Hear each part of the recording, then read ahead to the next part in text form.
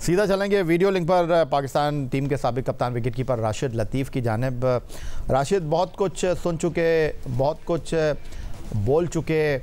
Multan test match अभी ख़त्म हुआ नहीं है, इस नाकामी की गर्द बैठेगी नहीं कि दूसरा टेस्ट जो है वो सर पर होगा।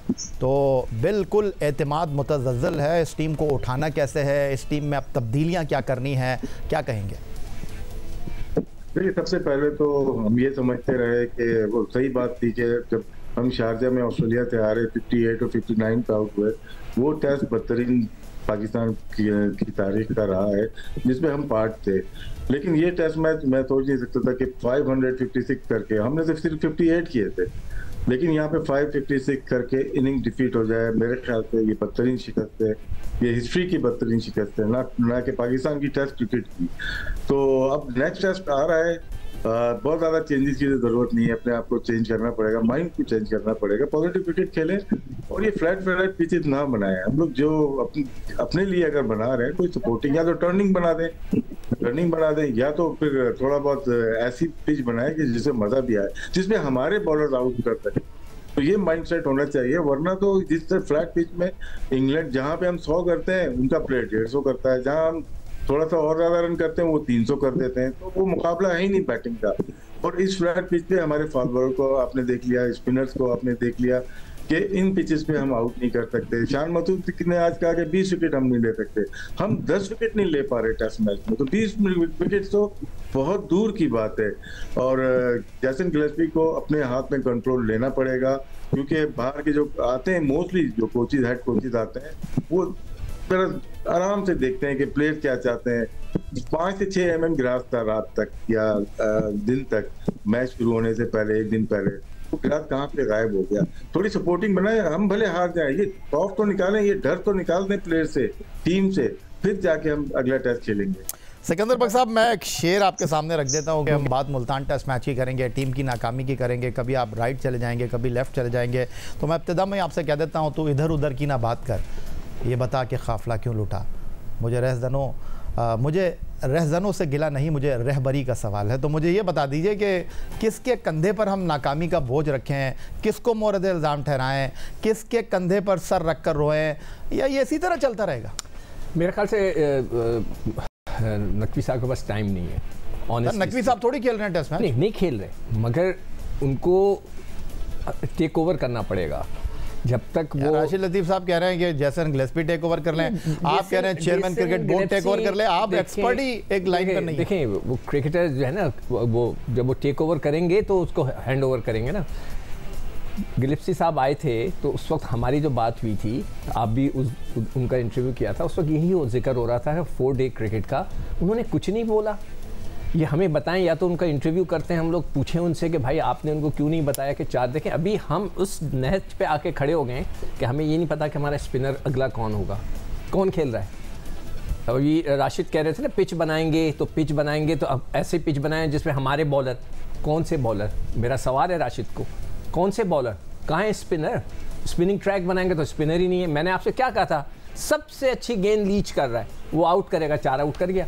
तो जिस तरह उसका गेंद गिरता है, भाई मैं तो क्रिकेट की निगाह देखता हूँ ना, ऐसा क्रिकेटर ऐसा लाइन पे गेंद कर रहा था, मैंने कहा ये सेकंड इनिंग में आप देख लीजिएगा, ये आउट करेगा, उसने कर दिया आउट। आपके पास बॉलर ही नहीं है, कहाँ से लाएंगे? फास्ट बॉलर्स की बॉलिंग आपने देख ली, कहाँ से लाएंगे? आपने वनडे टूर्नामेंट करा दिया, उसमें से भी फाइनल में से लड़कों को निकाल दिया, रेस्ट दे दिया कि गर्मी ज़्यादा है। तो हमारी जो क्रिकेट है वो सही राह पे नहीं चल रही। मुकम्मल तौर पर मायूस हैं आप? मैं तो बहुत मायूस हूँ। नहीं, राशिद लतीफ़ कह रहे हैं उम्मीद की एक किरण मौजूद है। कौन सी है वो कह रहे हैं? नहीं, वो बताएं ना कौन सी किरण है। देखें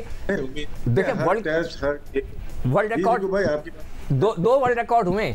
एक वर्ल्ड रिकॉर्ड तो ये हो गया कि हम हार गए 500 रन करके एक इनिंग से। दूसरा एक और रिकॉर्ड हो रहा है, वो ये कि ये वाहिद। सर, आप टेस्ट क्रिकेटर हैं सिकंदर बख्श साहब, आप टेस्ट क्रिकेटर हैं, आप मुझे ये बताइए, आपने पाकिस्तान के लिए टेस्ट क्रिकेट खेली, वनडे क्रिकेट खेली, उस पिच के ऊपर जहां हमारे जो बॉलर्स हैं 150 ओवर में 823 रन देकर इंग्लैंड की पूरी टीम आउट नहीं कर सके, उन्होंने 2 इनिंग में आपको आउट कर दिया। वो क्या कर रहे हैं? ऐसा क्या गेंद घुमा रहे हैं, क्या जादू कर रहे हैं, क्या कर रहे हैं? दिखाएं जरा वो किस तरह आउट हुआ है ये अपना आखिरी के 2 खिलाड़ी। मैं उनको इसलिए ब्लेम कर रहा हूँ कि यार आमिर जमाल खड़ा हुआ है, सीने पे गेंद खा रहा है, सर पे गेंद खा रहा है, खड़ा हुआ है ना, वो लड़ रहा है।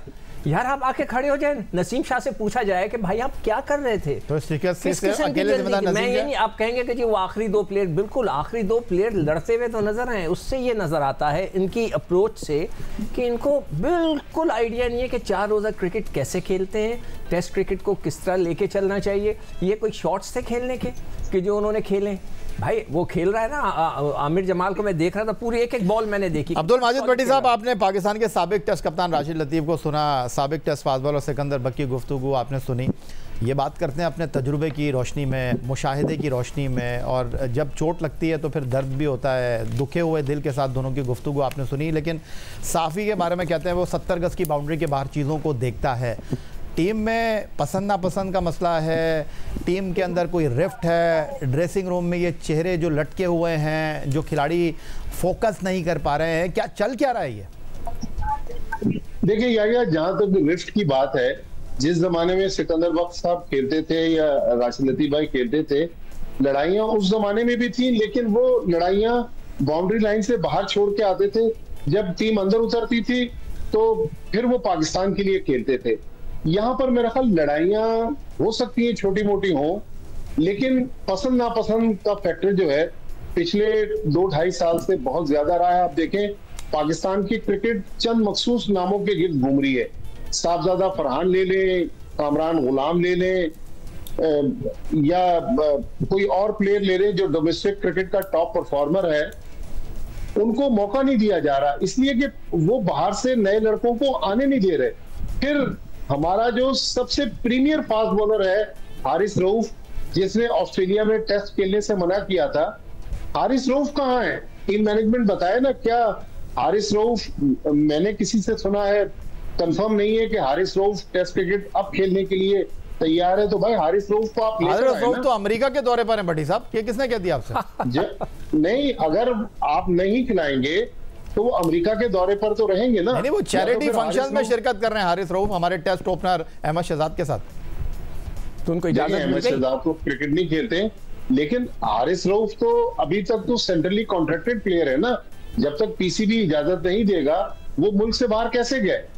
तो मतलब पाकिस्तान की क्रिकेट अगर इन्हीं नामों के गिर्द घूमेगी, मेरे ख्याल में अगर थोड़ा सा हम और इसको बड़े कैनवस में देखें, हमारे यहाँ जो पिछले 2.5 साल में चेयरमैन चेंज हुए, चेयरमैन ने सिलेक्शन कमेटियां चेंज की, कप्तान चेंज किए, हमने जो उखाड़ पिछाड़ की ना, देखें आज सिलेक्शन कमेटी पीसीबी ने अनाउंस कर दी नई,